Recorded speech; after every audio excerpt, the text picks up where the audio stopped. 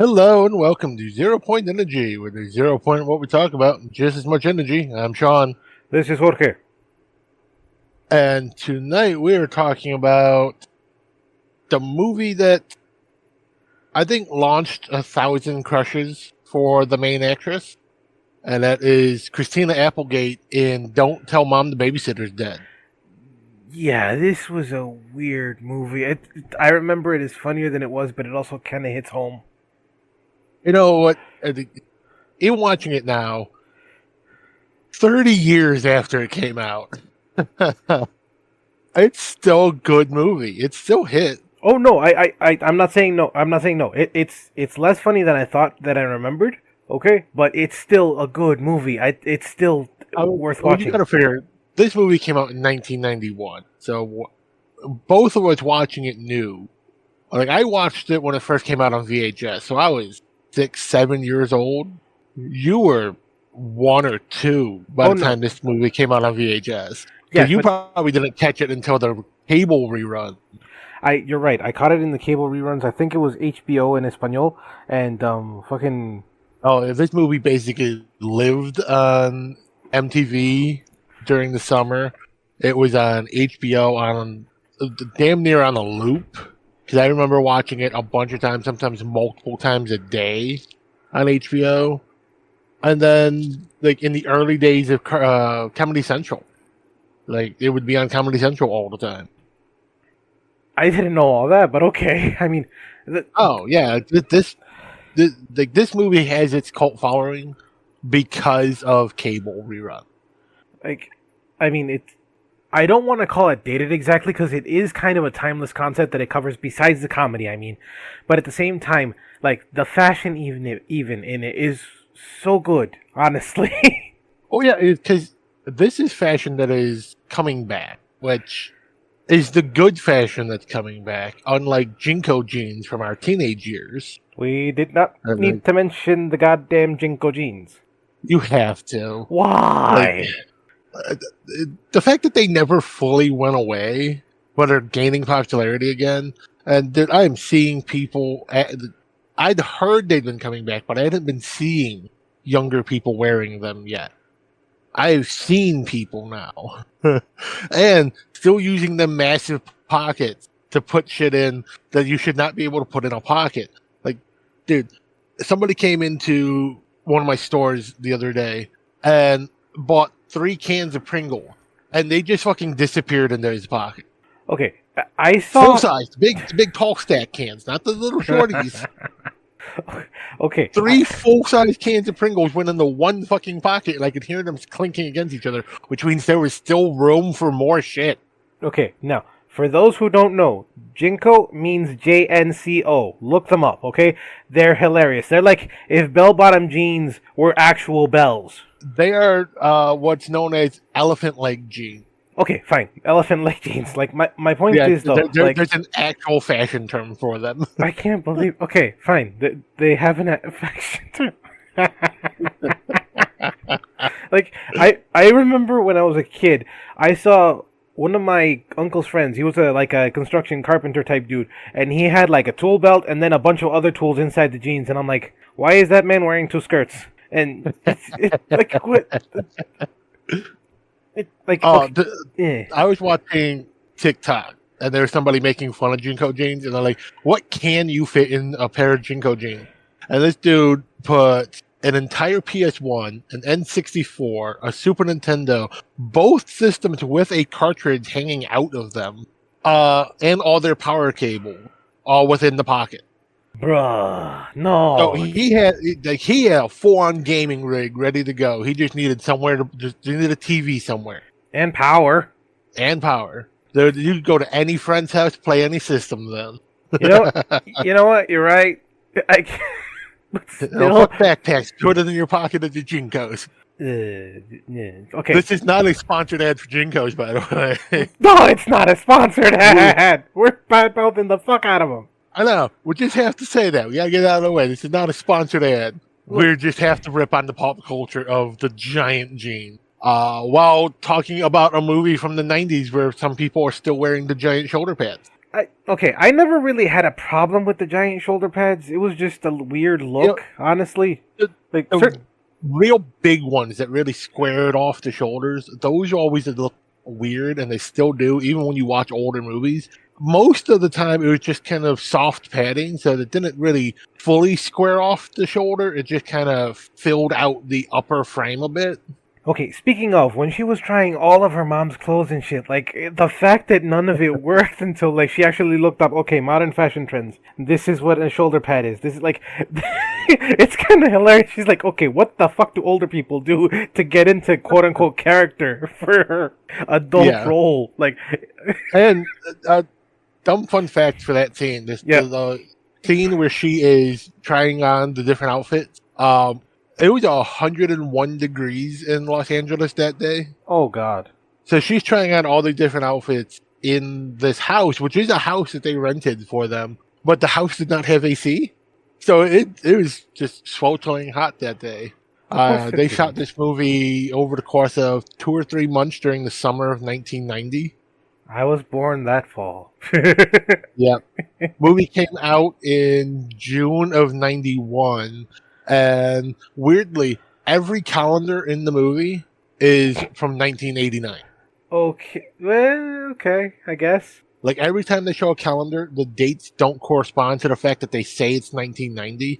They correspond to 1989, and some of them just outright say that it's 1989. I wonder why.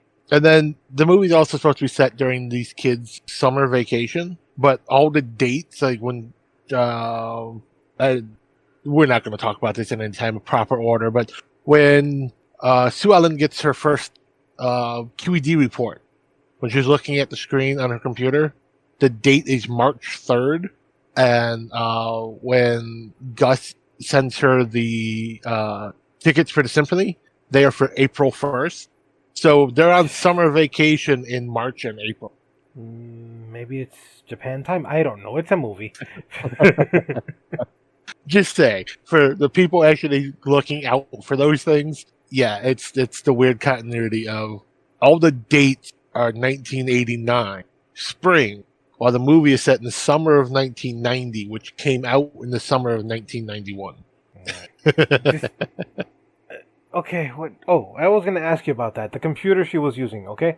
Obviously, it's older. It's freaking terminal, or DOS, whatever you want to call it, but did you ever experience any kind of computer education with that? Like, did you ever learn command prompt at all? Yeah, we had when I was in elementary computer class, and we used some old Mac systems where we had to use their version of command prompt, and then we did have a couple of the old Windows systems where we had command prompt too.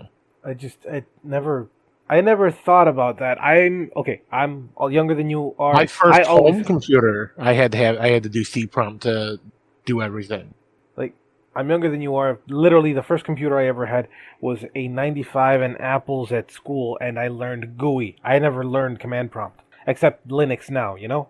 Yeah, no, we had the Apple command prompt, which was very similar to C prompt, but not quite the same thing. It's closer to what you do with Linux now. Okay. And then they said we had some of the early Windows computers that actually used the proper C prompt and stuff. And yeah, my first home computer was a Tandy 2. Which was from 1977, if I remember correctly.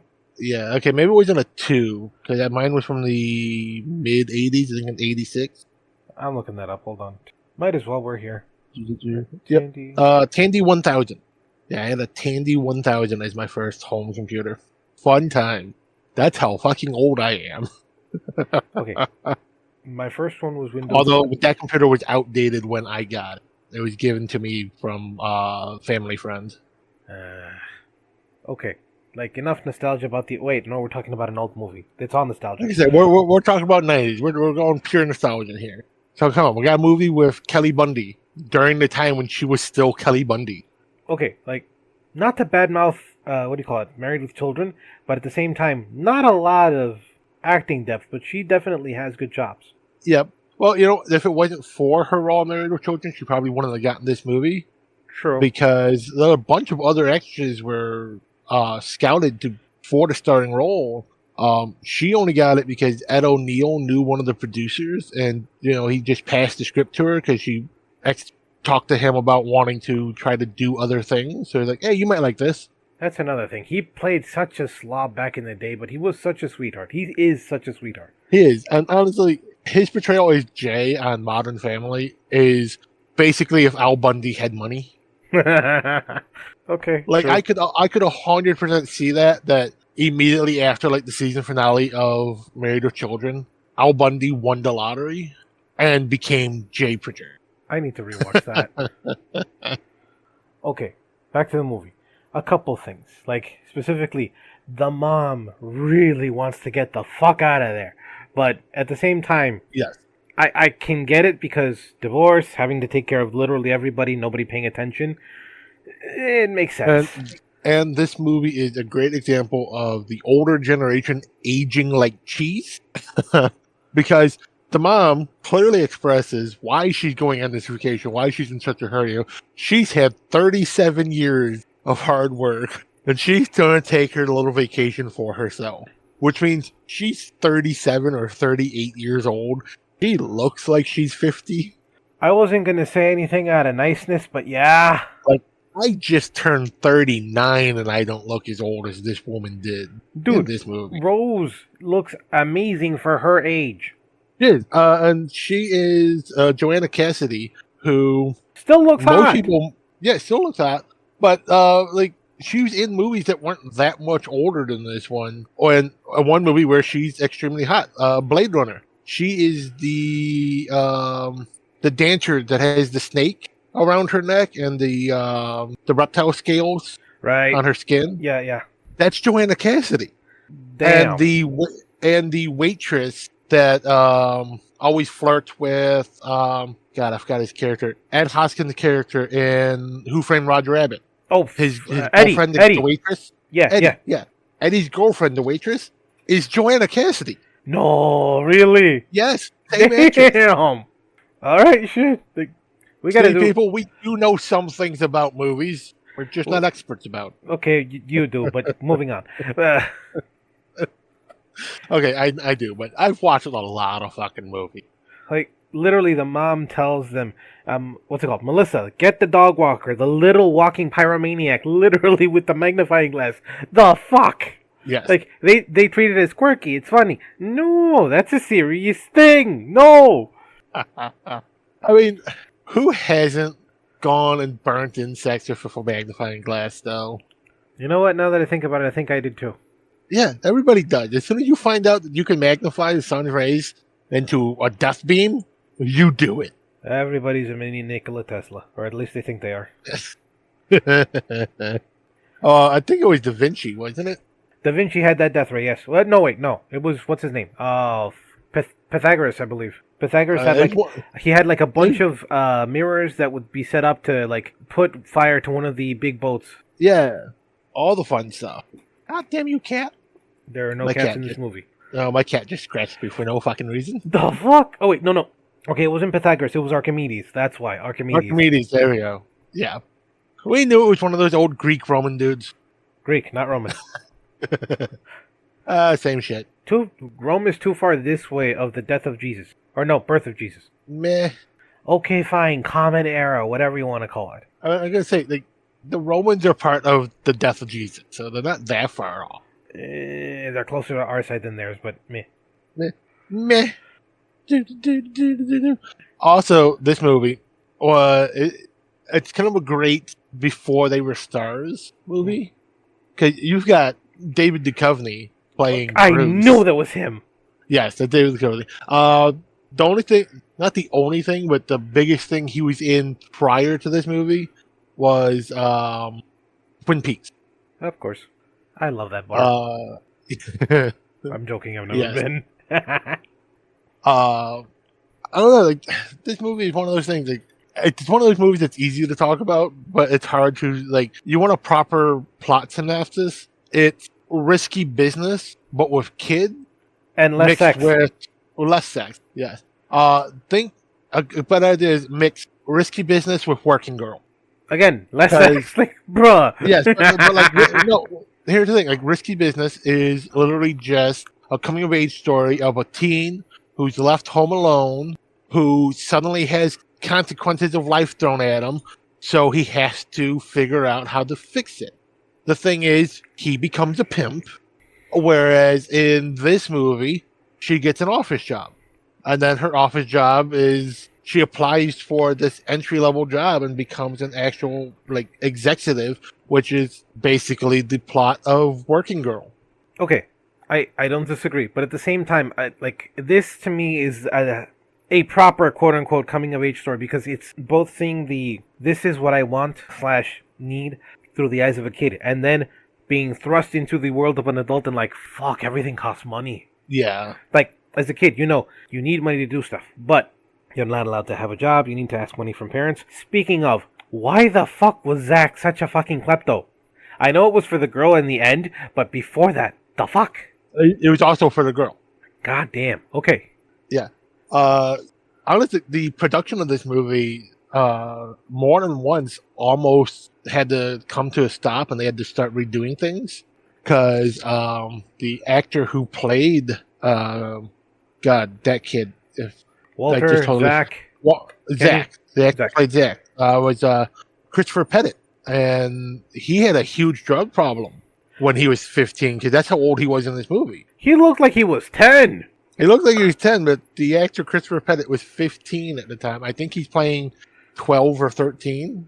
Like, I think he's just out of 8th grade, about to start high school, is the character. But Okay. yeah, he had a drug problem, and multiple times, like, there was a big chance of, oh, we're going to have to reshoot all his scenes and get him out of this movie because they couldn't control him. Good lord. Okay, everybody, look, there's a modern day Mickey Rooney. Jesus. I mean, he's playing somebody younger, shit, and fuck the drug problem. Jesus, probably messed up his growth and shit too. Unfortunately, he didn't die that young, but he did pass away. I think in 2000. Yeah, April 12th, 2000. Jesus, was only what, 24, 23? 24. He was born in 76. Okay. Yeah. And this movie has another semi before they were famous actress, Danielle Harris, who plays Melissa. She's basically the quintessential scream queen of the 90s. And you get a little bit of that with her just in an off screen. You hear her screaming in the background. I was wondering about that. That's actually her screaming. Good during that lord. fight. But yeah, she was in Halloween 4. She's in a couple of other movies. She's in a lot of horror movies throughout the early to late 90s. And that was basically the thing. She was one of those like go-to, oh, you need somebody to scream on screen? That's her. Like, she's got a load of pipes on her. Jesus. You need a great actress to play the victim? Get Danielle Harris in there. Like, typecast, but she does it well. Fuck. She does. And another weird fun fact for people paying attention to set dressing and stuff. Christina Applegate's character, Sue Ellen, she has a picture of Walter and Melissa on her desk in the office. And the same picture of Melissa, of the actress Danielle Harris, is in Halloween 4 on one of the tables. They just reused that same headshot. Damn, okay. Won't you be quiet, dog? Nobody likes you. I could barely hear him. You could barely hear him. Well, he's really loud because he's laying right next to me. Okay, one of my favorite lines in this movie, when they're talking about, when Sue Ellen is talking with her mom about Kenny, it's like, Kenny got all these. Did you talk to him? And like, no, because it's an improvement. Exactly. And at the same time, I'm thinking about that meme, press X for doubt. Like, is it really? Is it really? Yeah. It's just so... this whole movie is so weird and fun. It is. I forgot how fun. Like, you know how you have a feeling something's going to happen in a horror movie, and, like, obviously you know it's going to happen, and when it does happen, you're still like, fuck, that's fucked up. Yeah. Okay, similar thing happened to me with this. Like, I watched it. I was so young. I remembered parts of this movie, and other parts I'm like, this is gonna happen, isn't it? And then like, it happened! Like, I was surprised that, like, I didn't remember, like, the picture of it, but I remembered, like, the story, quote unquote.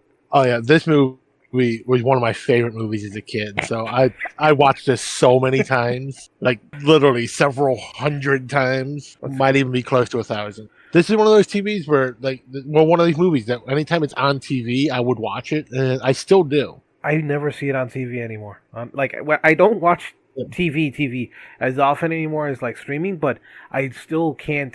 I still don't find it. You know, like I barely even find movies on the weekend anymore. They used to have them every weekend on WGN, Fox, UPN. Yeah, now mostly for like regular TV movies, you got to watch Svengoolie on Saturdays. Exactly. And no offense to Sven Gulli. I love the man. Okay, he's been doing it for like what 30, 40 years now. Yeah, And like he's amazing. But like the gags that they do in the movies sometimes, it's like, bruh. Also, when did Berwyn stop becoming a thing? I forget. Because they loved ripping on Berwyn for a long ass time. Well, that's because the actor who plays Svengoolie is from Berwyn. That's even better. In fact, there used to be a store right on Stanley Street over there by McNeil Hospital that they used to sell all kinds of like B movie posters and things like that. That he would go in occasionally to do like signing event thing. Nice. Unfortunately, another victim of the coof. It did end up closing down permanently shortly after businesses finally reopened. So beginning of 2022, mid 2022, yeah, they closed permanently. That sucks. I mean, it was a niche business, and it was one of those you had to go in person to really see what they had, because it was the old original movie posters they had. They had the collectibles for certain movies, like the little porcelain bust that they would sell, and action figures. Like I stopped in there a couple of times. I honestly forget the name of it. The only place I know But that yeah, it was a great movie. A great store. there are still some places like that. I know one of them, I think, if I remember correctly, is in Kokomo, Indiana, and there's another one in New York, but I don't know if the one in New York closed. I know the one in Kokomo is still open. Yeah, there's one like that in Kokomo. There's also I think it's near Kokomo, but not in Kokomo. There's a Doctor Who store in Indiana. Yes, I want to go there. Where legit the only thing they sell is Doctor Who related stuff. I know that there's also a what do you call it? I know they also have a museum, and I really want to go visit. Yeah. More fun characters who are in this movie. John Getz, the guy who plays Gus. Most people would know him a little bit better as he's the main bad guy / asshole from The Fly. What's his name? Jeff Goldblum, The Fly? Yeah, Jeff Goldblum, The Fly. The main bad guy. There's the beard. The one who Jeff Goldblum melts his hand with the acid spit. Yeah. That's John Getz, the guy who plays Gus. He's so good at playing an asshole. The only other, what's his name? Hold on, let me pull him up so I can tell you exactly who. Well, while you're looking it up, I got some other things. This is one of those movies that, and anyone who's seen it, even like when it first came out, it was one of those movies it was full of, oh, it's that guy from that movie. Oh, it's that girl from that movie. It was full of faces people knew, but they couldn't think of their name because they'd all gotten their starring first role on something right before they did this movie, and then this is the ensemble cast of all these up and coming actors and actresses.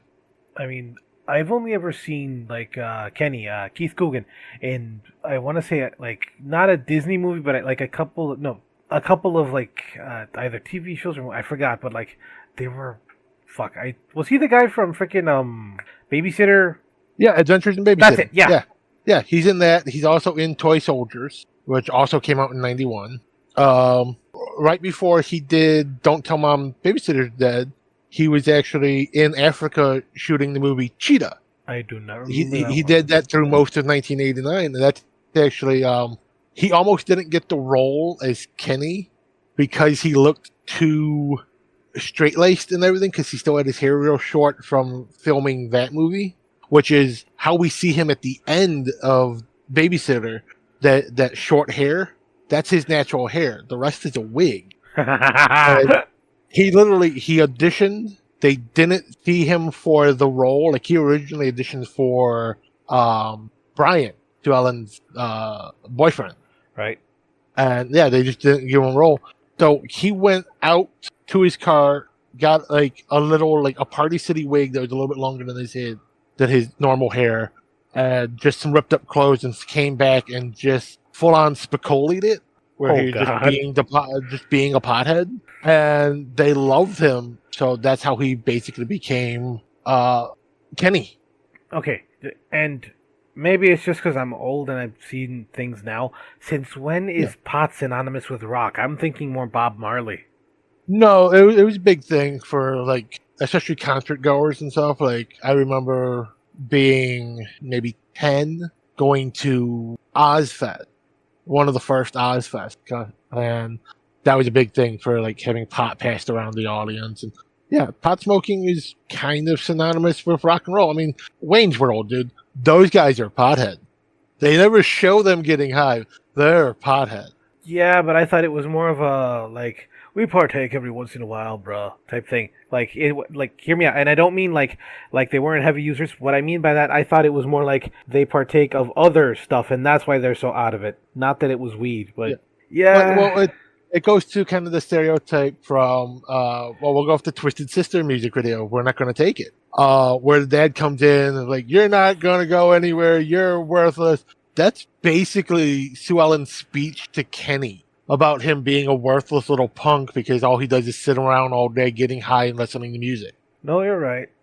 So yeah, there's always been this kind of connotation that goes with it. I mean, even Little Nicky, the two pothead best friends that he makes when he comes to the human world, are a huge metalhead. They're also unbelievable stoners. They're like how can you fucking walk? You're that stoner. Okay, maybe I'm just still too naive. Fuck. Okay. Yeah, you will always you equate pot smoking with Rasta and maybe some more the newer funk music. Not just that, like, but I mean like because of freaking what's his name? Pineapple Express, Seth Rogen. Seth Rogen in them. It's like, yeah, but I'm still okay. I can still do shit. Okay, this is more like I'm just here. Like, yeah. Kind of like imagine if Gilbert Gottfried got high. That's what this reminds me of. But you understand what I'm saying by that? Like with the really shrunken like eyes and like I'm just here, and I can't do Gottfried. I can't do Gottfried. You know what I mean? Look. Yeah, no, I get what you're saying there. I mean that makes some sense, but yeah, it's always been I hate my dog so much sometimes. Luckily, my mic sensitivity doesn't pick up his barking constantly. Agreed. But yeah, it's always just kind of been this connotation of pot goes with those kind of slacker high school kids who just listen to music all the time. Honestly, I think the movie gives him too much credit, but like besides that, another person in this movie who like I didn't realize I knew so much about, Kathy, the girl who does all of Sue Ellen's work, is Kimmy Robertson, who has a bunch who was also in Twin Peaks with David Duchovny. Mm-hmm. Like, and her voice in this, it reminds me of Janice from frickin' Friends. Does it? Because it reminds me more of I forgot her name. She played the Ghost of Christmas Past. Oh, yeah. In Scrooge. Oh, fudge. What was her name? I know who you mean, though. What was her name? She was also in... The Princess Bride. She was... Yes. Carol Kane. Yes. See, I equate her voice a little bit more with that. Yeah, okay, I can see that, but I mean, just... Carol Kane's voice, I don't mind so much in terms of annoyingness. This one kind of annoyed me. Yeah. I mean, it can get a little bit grating. Okay. Besides that, when the mom finally leaves, you think they have a sweet old babysitter. But no, she turns out to be a drill sergeant. Also, when was smoking allowed for a 17-year-old? Because Christina Applegate, Sue Ellen, keeps smoking in this movie non-stop. It was a thing. I think the smoking age used to be younger.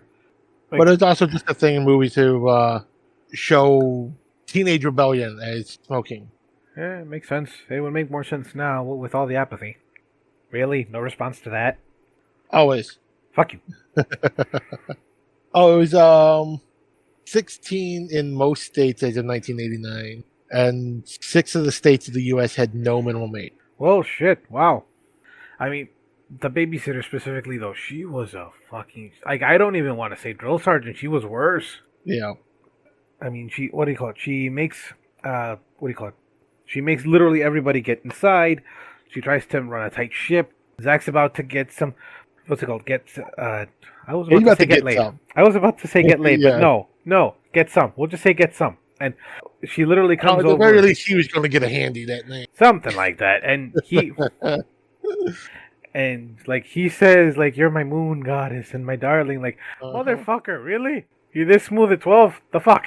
And Well, see, that's one of the things that they kept that in the movie, and it's the setups to what was something that made this more of a black comedy when it was originally written. Was it was supposed to be ambiguous about how the babysitter died, with each of the kids having a good reason to want to kill her, and it's just supposed to be this kind of like side plot of, but did you actually kill her? And like all you cut out there, and like together they're making hold on, little you cut out comments there. about which one. Hold on, you cut out yeah. there. Start again. Okay, so her interacting with the kids, when you see each one how she punishes them and stuff, and interacts with them, it sets up more of the black comedy that this was meant to be, that they changed during production, where it was supposed to be more ambiguous about how the babysitter died, with each kid having a reason to want to kill her. And then there were supposed to be a lot of scenes throughout the movie whenever the kids are interacting, they're making little digs at each other, basically like Clue of how did the babysitter actually die. Okay, so let's go through this. Okay, So we go through, she cockblocks Zach. She makes Melissa dress as a little girl, like Yep. something out of the 30s. She makes Walter stop watching TV and go do a book report. And she basically makes Sue Ellen be a happy homemaker. Basically, and then like And keeps taking her cigarettes away. yes, and then for some reason she just goes into Kenny's room. Obviously, he's not there. He's never there. But it's all rock. It's messy as hell. There's a topless poster on the wall. How did they get away with that, by the way? The post is not completely topless. There are little like stickers right over the nipple. Again, it's stickers though. This is a PG-13 movie. You could see everything else. Hey, this PG-13 movie also says the word fuck like 6 or 7 times, because they're not specifically in relation to the act of having sex. Like, you can say holy fuck or what the fuck. And that's what they do. There's a bunch of scenes where they go, what the fuck? It's like, fuck. True. But if that was the rule, then we'd have a lot more fucks in movies. Yeah, PG-13 is meant to only allow one, but for some reason in the late 80s into the very beginning of the 90s, a lot of movies were able to kind of push that boundary and get away with a lot more, as long as you didn't do a lot of other things. And covering the nipples was one of the how they get around it. There's also sometimes where you can see the characters are mouthing a certain word that they overdubbed just so they could keep the PG-13 and not go for the R. I did not even notice that. Okay. Well, like, you can very clearly see how the way the mouths move when they get to the scene when the drag queen are stealing the Buick, and what we hear is Kenny come out and go, "What are you queens doing to our car?" That's what we hear.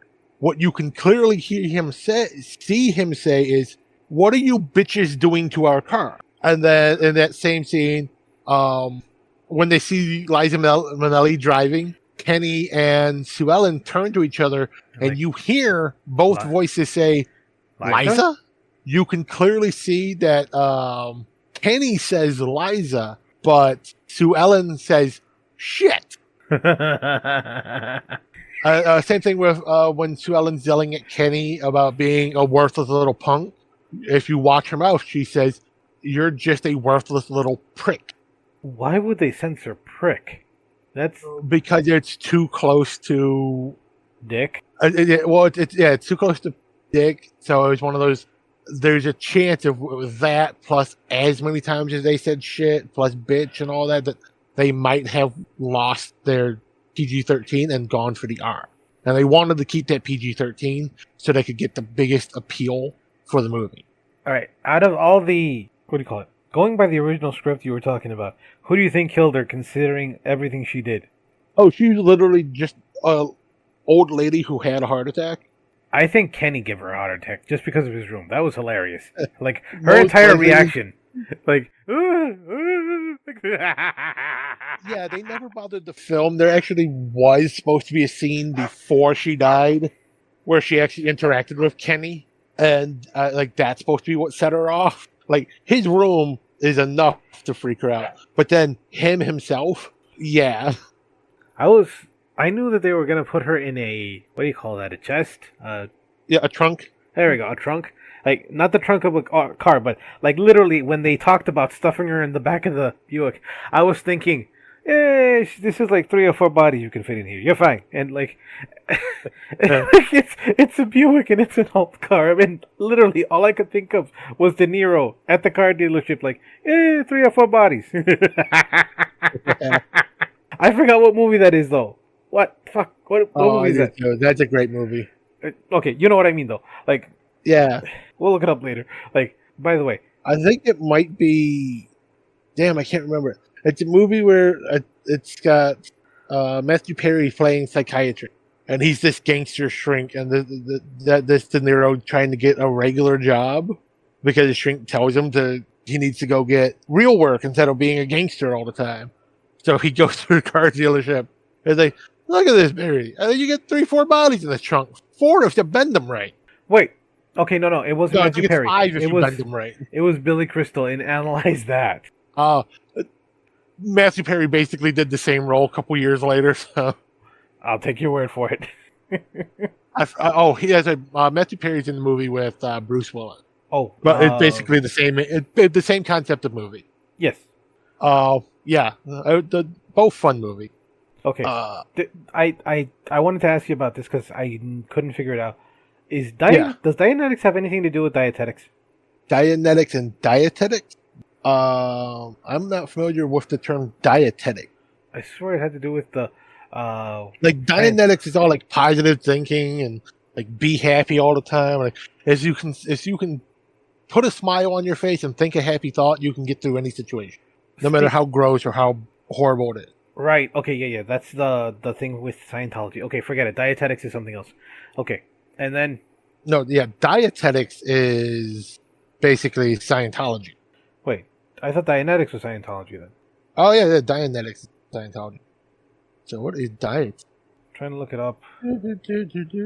I made up the word apparently. It's supposed to be diet, D-I-E-T, not D-I-A-T like I wrote it. Forget it. My fault. Anyways, back to Dianetics.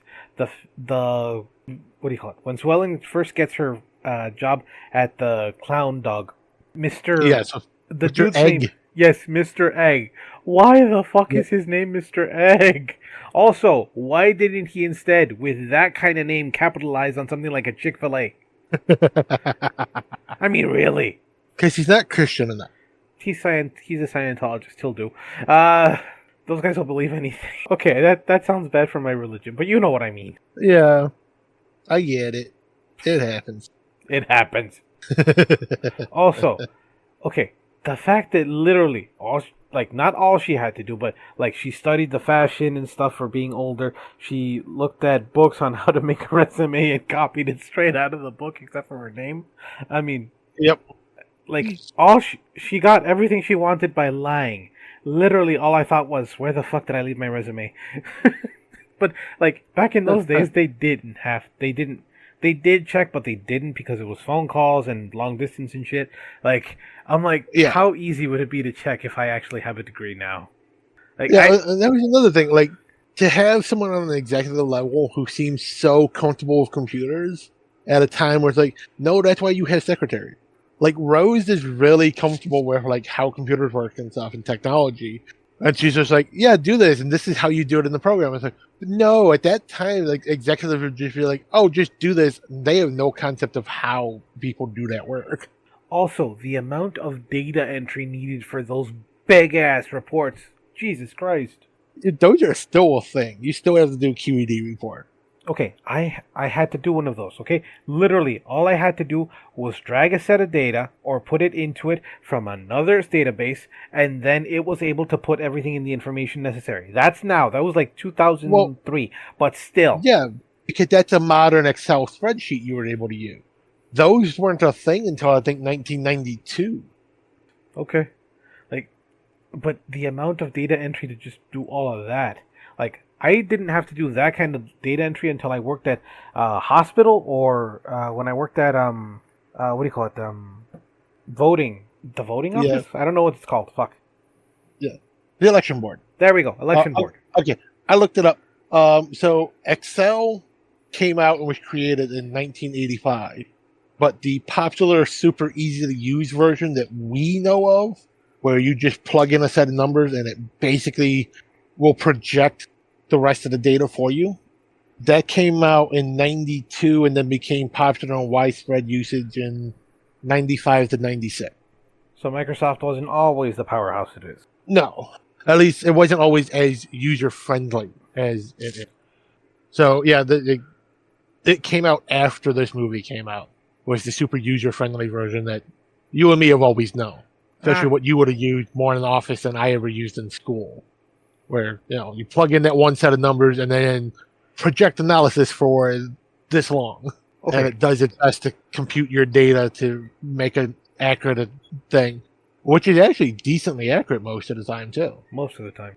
Okay, speaking of the work, okay, Sue Ellen's like enemy, Carolyn, like, how big a stick up your ass do you have to be that conniving? But at the same time, she kind of had a point. Like, she literally just came, like Sue Ellen, I mean, just came in there, got a high level executive job, and she's still being a receptionist at the front desk. So, I mean, I've worked in the service industry, you've worked in the service industry. It's a thankless job, but at the same time, like, don't take it out on others. Like, really?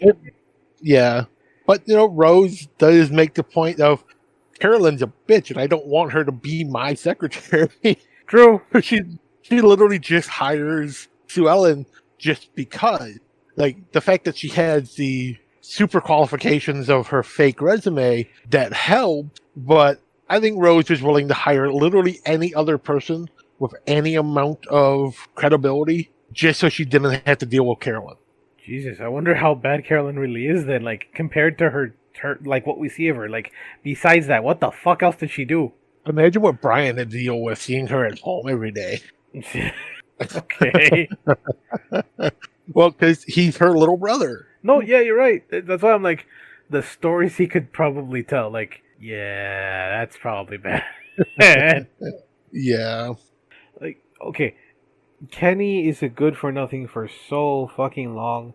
And so are the rest of them, honestly. But Kenny just seems to be, like, the most out of it because, I mean, Melissa, Walter, and Zach don't do anything. And then I will not go into the actors' names. I'm too tired. But the point is, like, they just want and want and want until they steal money from Sue Ellen. Walter gets, like, I thought it was going to be a home theater system. No, it's literally just a home entertainment system. But even then, it's expensive. Because had TV, it had speakers.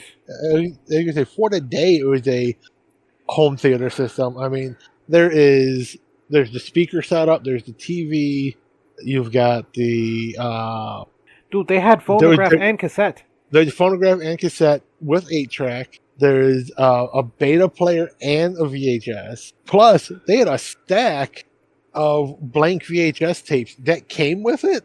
Exactly. Like, so you could record from the TV, and they very specifically had the bigger VCR meant for that had the timers on it. Like, you could see it had the clock and separate timer, so you could set up the record program.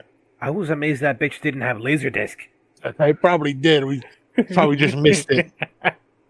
Like, because that was a hell of a stack. Yes, to go from what basically a TV sitting on a dresser to a full stack entertainment system. Like, I can't, like, okay, like, I made a note somewhere. Hold on. They got, okay, so it was chew toy, a bike, a ring.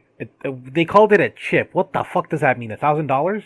I think so. Okay, and what do you call it? The home version of some kind of game show, like something password, and All Super of that. password. That's it. Super password, and it was $3,000. I was Yep.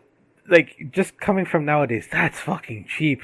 But then at the same time, hearing Sue Ellen's paycheck, and then I'm like, they took 50% of her paycheck. Thank God they don't take 50% of mine. Like, fuck. Also, she only makes 37 grand at an executive level. How good was money back then? It was very good back then. But also, she was making $37,500 a year. So you figure, like, they underpaid that first paycheck. We don't have a sense of time. We don't know if that was the first. Well, she's getting 2 paychecks a month. Right. They said that she's getting paid every 15 days. So to make $3,700 in 12 months, she would have to make at least $2,900 every month. Keep in mind the taxes. Okay, so if they took 50%, that means she was making about 14. Yeah, but I'm just saying, like, before taxes, if they're paying her $37,500 every year, like, let's divide. Let me get my calculator. I'm gonna divide that by 12. That's another thing. 12. Literally, teaching before taxes, there's 3,125 to 2 checks a month. That's about 15 something. Divide that by 2. 1,562, and 781 is you took half of that. So yeah, they took about 60% of her check. No, about 55% if she only got $730. Jesus. But that includes paying for her medical insurance, for her benefits package, her retirement package, and then taxes. So that's not that bad. You figure on average, on just taxes, the average person currently loses about 20% of their check. That's in the U.S. and only under a certain amount. Yeah, this is making under $30,000, which is what the majority of the people in the U.S. make. And still, I want more. Yes, we all do, because we want to make the bare minimum cost of living, which for our state would require us to get paid $24 an hour. Now more because of inflation. Remember, I think we calculated 26, 27. I know, but when you still go through the averages for the state of Illinois, the cheapest place in the cheapest 3 places kind of offset the entire curve, so it makes it the bare minimum for the entire state comes down to like $24.50. So if you made $24 an hour, you should technically be able to do the bare minimum of I can pay rent, I can pay for a car, I can pay for food. With a tiny bit of fun money left over, you can survive. That's your cost of living. But it's a bare minimum of $24 an hour. How the fuck many jobs pay that much? Few and far between. I mean, I work my minimum wage job and I make $15 an hour. Almost 16 because I got a raise. I work and I get about 20, I want to say. Yeah. 19 something, but you know. Yeah, but that's because you have a better paying office job that actually uses your college education to some degree. And patience. My God, the patience.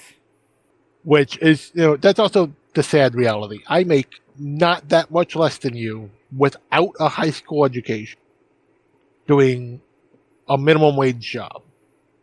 Like, you should be making way more than not $3, $4.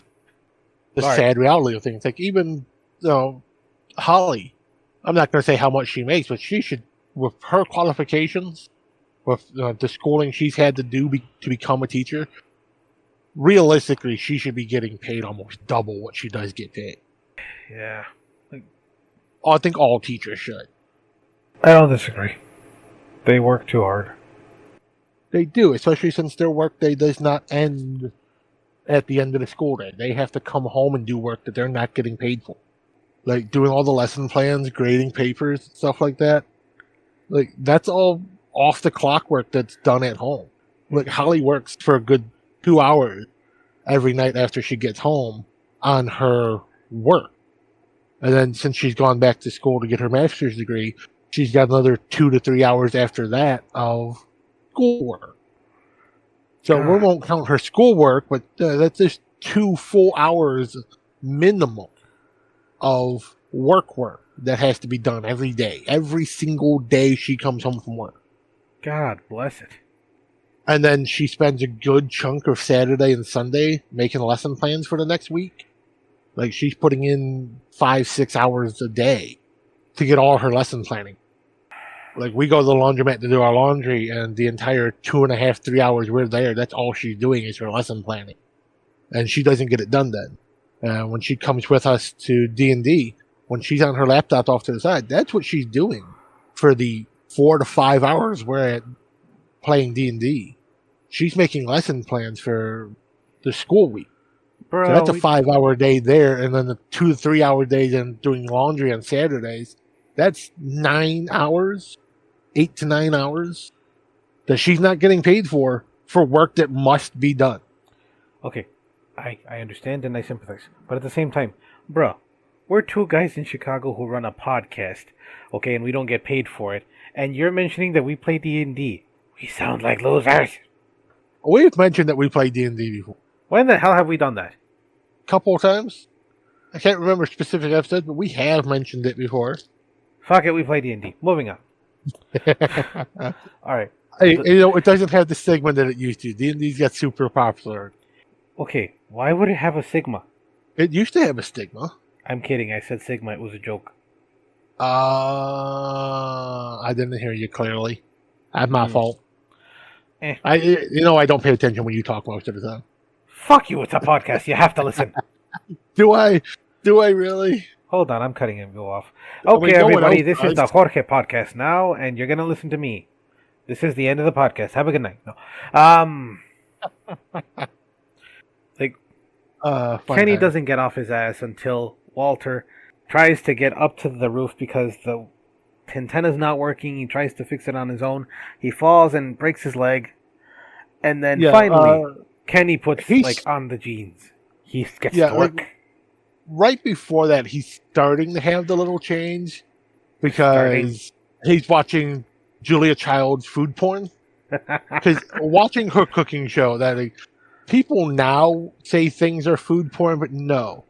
Julia Child's cooking show was absolutely fucking food porn. You could watch that show and like, oh my god, I can taste it from watching. Okay, but how do I say it? But then you follow her recipes and like, that's not right. That's not even close. Okay, that's because you have to have your own personal seasoning. And by that I mean literally how you work stuff, how you do stuff. Because I remember watching Julia Childs as a kid. She was awesome, okay? And because she was still alive in the early 90s and shit.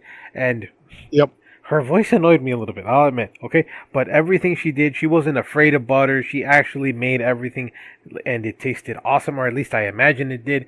And I like that kind of chef. Go ahead. It did. It absolutely tasted delicious. I used to have one of the Julia Child's cookbooks. And honestly, if you're going to buy one of her cookbooks, and if you're going to follow any of her recipes, go to Costco, buy your butter by the gallon. Like, get those restaurant supply 5-gallon buckets of butter, because half her recipes are measuring in ounces, not cup or tablespoons. And those ounces are like 8 to 7 ounces, like 8 to 9 ounces. So that's half a pound of butter, and per recipe. It's not just that, and it's like, oh yeah, how much is this supposed to serve? Is this supposed to serve a family of 4? Oh no, that's for 2 people. There's a half a pound of butter in that. Yeah. So to make more, I have to increase it? Yes. Okay, maybe she did go a little overboard, but I mean, it all tasted awesome. Freaking, what's his name? Rick Bayless, okay? You could argue it's appropriation or whatever the fuck you want to call it. The man knows how to cook, and he knows a good recipe. Do not listen to Rachel Ray. Yeah. Do not listen to what's his name. No. Fuck.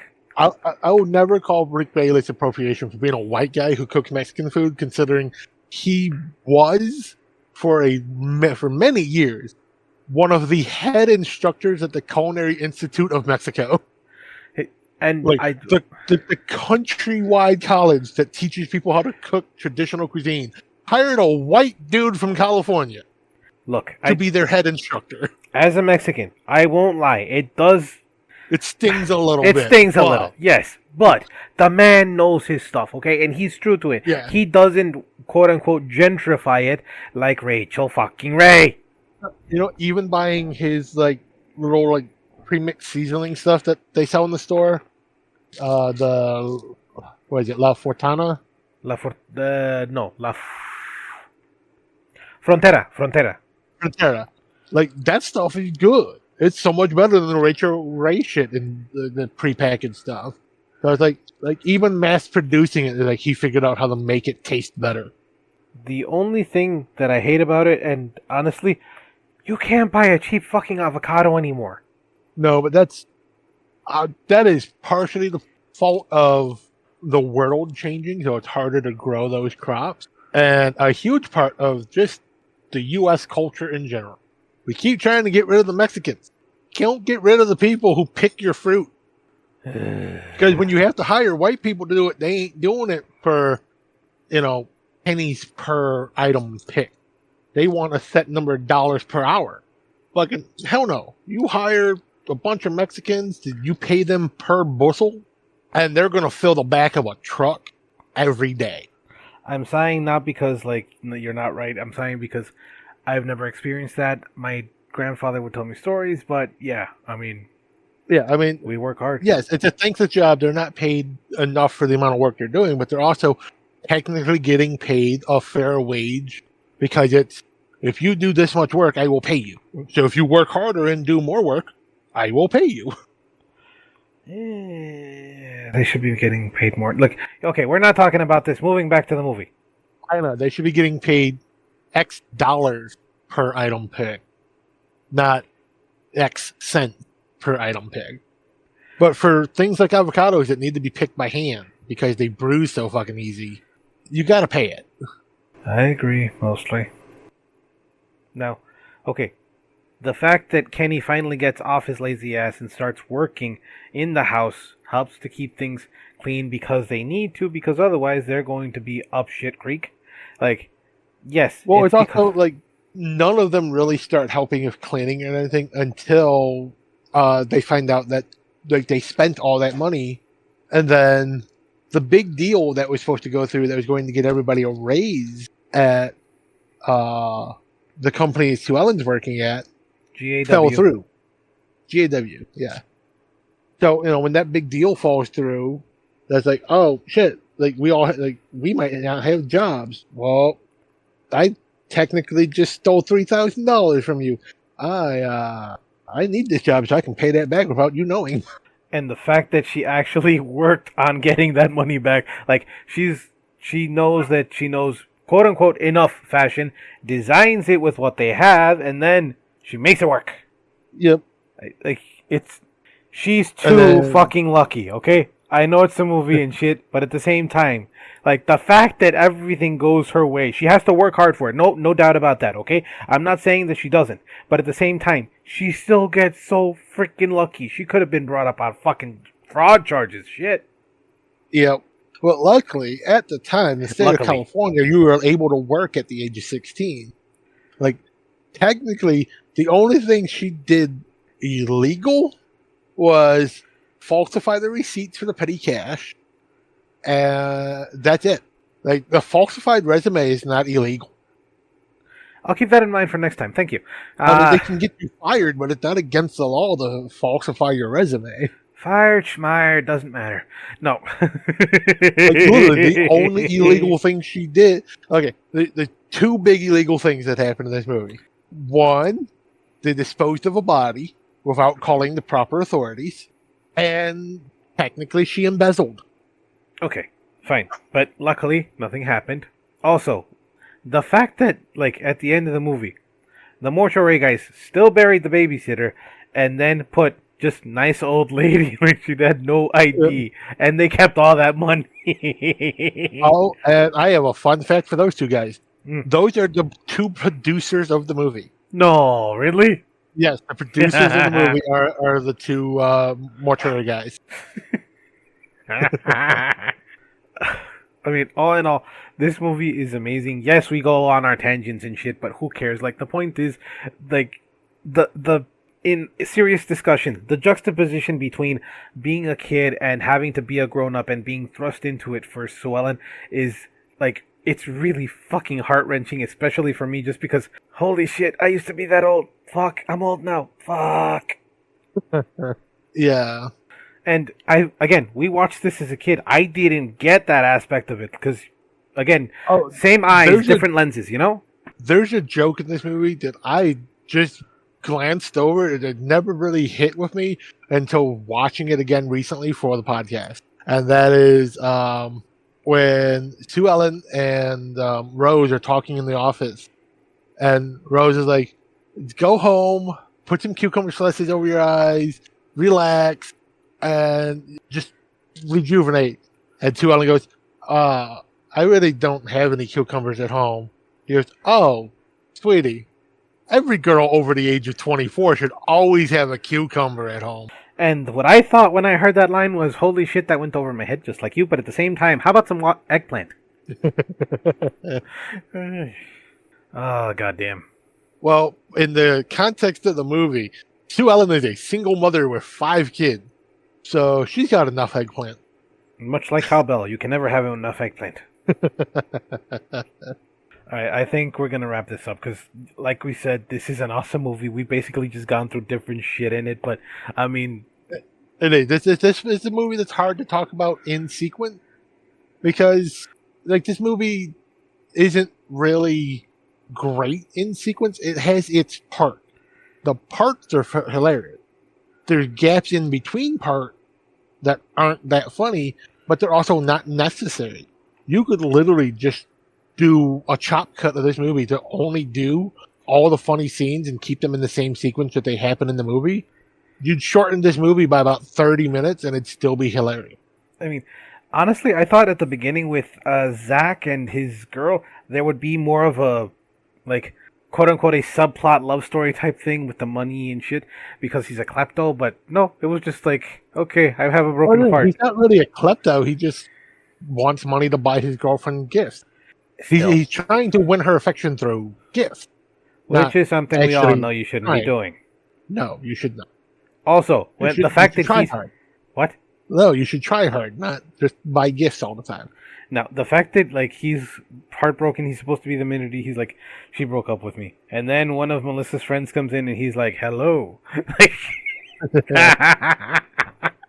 Damn. I mean, sometimes you get over it quickly. Sometimes you don't. See, I wish I had a camera right now because, like, I would sit and just record the fact that my cat is slowly falling out of the window right now. What? Yeah, he's having a hard time getting his balance. He's sitting on the windowsill and he's just slowly leaning towards the dresser. And he fell. Like, he's been falling out of this window for the last 3 or 4 minutes. I don't know, I think it's funny. I watched my cat fall off of a windowsill. I mean, he only fell 3 inches to the top of the dresser, but still. It's funny, but it's a cat. You expect it, quote unquote. There are plenty of cat videos out there. Yeah. Oh God, oh jeez. Well. The proliferation of cat videos since YouTube and now Twitter and everything else. It's like, the fuck, people, and now everybody literally has a camera in their phone, and it's like, oh. Yep. So now there's even more of them. All right, I think we're gonna call it here. Okay.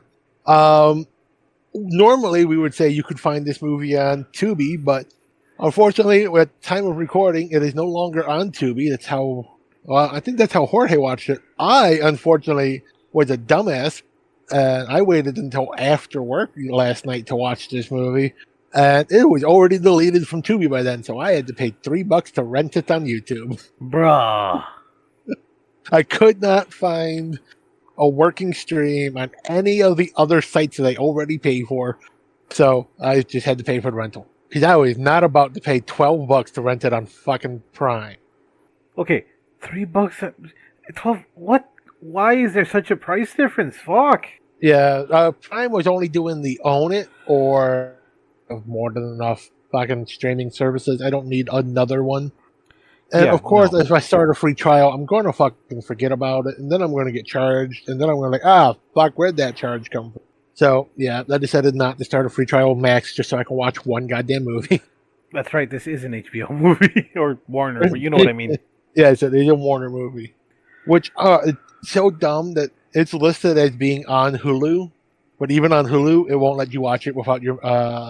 You either have to pay the rental for it, which is like $5.99, or with the Max add-on, you could watch it for free. Long live YouTube and their cheapness. Yeah, like I hate that Hulu, Warner, fucking Disney are all like. There's now 3 separate streaming services for the same company that you have to have all 3 of them to watch everything. Wait, Warner doesn't own Disney. What are you talking about? Disney owns Warner Brothers. No, it does not. Disney doesn't own Warner. I know I said I it could've wrong. swore My they- apologies. I could have swore they merged recently. No. I thought so. Maybe you're Maybe not. Maybe you're seeing the future. Okay, people, put your money in Disney or in. This is definitely not financial advice. We're kidding. Do not do that. Yeah. Technically, Disney owns Warner Brothers. What do you mean technically? Well, Disney owns Discovery and National Geographic. They own all of that stuff. That No. stuff is owned by Warner Brothers through Warner Discovery. So if Disney owns everything that Warner Brothers owns under its Warner Brothers Discovery company, that means Disney owns that aspect of Warner Brothers. Wait, Disney owns National Geographic? Yeah? It's a joint venture. That doesn't count. Same shit. Meh. I mean, it's getting close. Disney owns a lot. Yes, except for the mouse. Well, at least the Steamboat Willie version. We gotta figure out how to do something how to monetize that. Gotta get all the stuff. All right. People, watch the movie. It's a good movie. Wherever you can find it, legally or otherwise. No, not or otherwise. What is wrong with you? No, we are a respectable channel. Okay? We badmouth Christianity and shit and all that jazz, but we do not condone privateering, pirating, nothing. Cheapest place you can find it is rented on YouTube.